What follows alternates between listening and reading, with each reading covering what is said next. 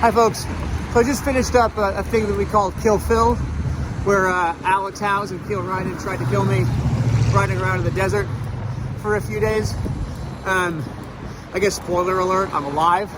I'm editing that, I'm gonna work on that. Meantime, I thought I'd share some thoughts. The total last week was 33 hours on the bike and a lot of washboard, which is essentially just your saddle pounding against your your nether regions.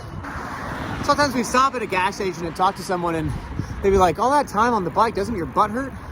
And that's not the problem. But I thought for a lot of folks who just got into cycling recently, could share some tips that I've learned over the years on how to keep the crotch intact and prevent butt hurt.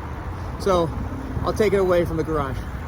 The first thing is you're probably looking at your saddle. It's easy to blame your saddle, and that could be correct. A lot of folks you think, oh, I need a softer saddle. You look at those beach cruisers with the real wide, you want a cushy saddle. That's not it. Where cyclists, when you're doing a lot of miles and you're on the road, if you're racing, anything like that, what you're looking for comfort is padding in the shorts. And not in the, these are new bibs, so this isn't gross. You want your padding here more than on your seat. I can't explain exactly why you want that, but I can just tell you that's how it's done. In the same category, when you're shopping for your cycling shorts, a lot of times, like you look at the bib shorts, the ones with the straps that I wear all the time, and it seems dorky. You feel like you don't want to take that step, and next you're shaving your legs like some kind of weirdo. But I'm telling you, you do want it. The way they stay up is they're pinching you, and what you're looking for, especially for men, is you need support. You need something that pulls you up. If you get my drift down there, and the bib straps will do that. Instead of cinching your waist, they'll pull everything up and give you that support that you need. And in that note, tuck it up, tuck it forward. Don't go sitting on your junk. For bib shorts, if you go to the bike shop, you might see shorts for hundreds of dollars. Go to the blackbibs.com.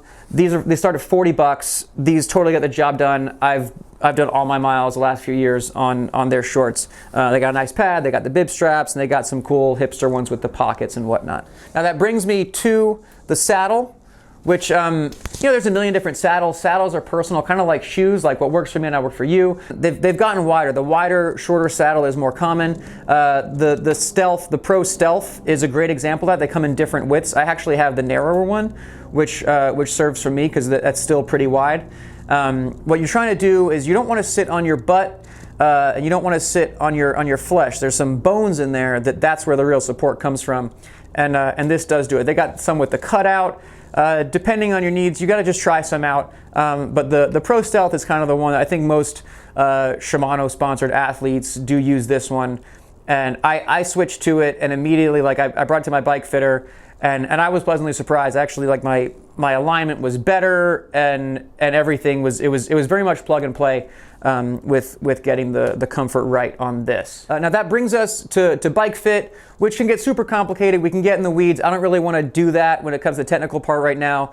But what I see from new cyclists on the road, what I think will solve most people's problems is you're kind of looking at what you want is a balance. You're kind of imagine your body as a pendulum on your bike, and you're trying to kind of even out the weight distribution between the front and the back end. So not everyone should have, I have super crazy long arms, and all I do is crunch over a bike. So I have my stem slammed.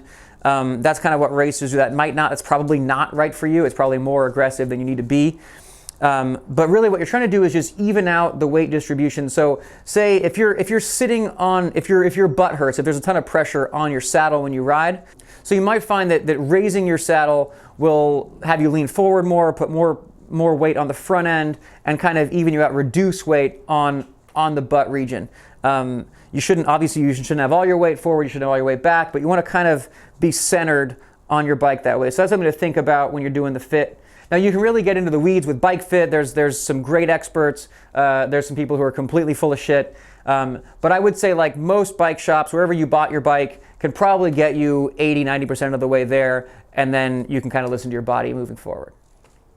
Last but not least, we'll get to chamois cream. So if there is movement, if there is, if your weight's a little bit off, this is one of those things this will round that out. If you're not perfectly fit, this literally will lubricate so that little movement here and there, that little stuff won't chafe you. So if you're new to riding, don't let your butt and your crotch discourage you.